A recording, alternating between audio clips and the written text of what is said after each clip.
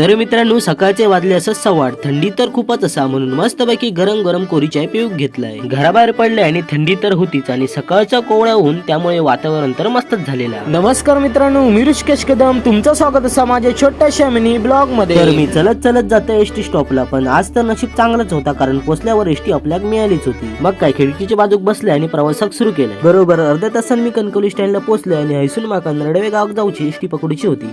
थोड्या वेळाने ती पण एसटी लागली आणि बसान घेतलाय. बरोबर 1 तासाने मी घराकडे पोहोचले आणि घरा गेले, मस्त फ्रेश झाले आणि बाहेर चाललंय. तर माका वाटेत ही पिवळी फुलं दिसली, ती ही कोणती फुलं असत ती नक्की कमेंट करून सांगा.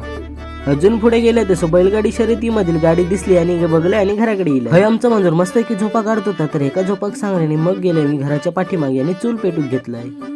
हय बघा, मस्त वातावरण झालं होता. गावाकडचं वातावरण तर भारीच असता. तर मित्रांनो, असं होतो आपला आजचा दिवस. तर व्हिडिओ आवडला होता नक्की लाईक करा, कमेंट करा आणि सबस्क्राईब करा, कारण की असेच व्हिडिओ तुमच्यासाठी येत राहतले.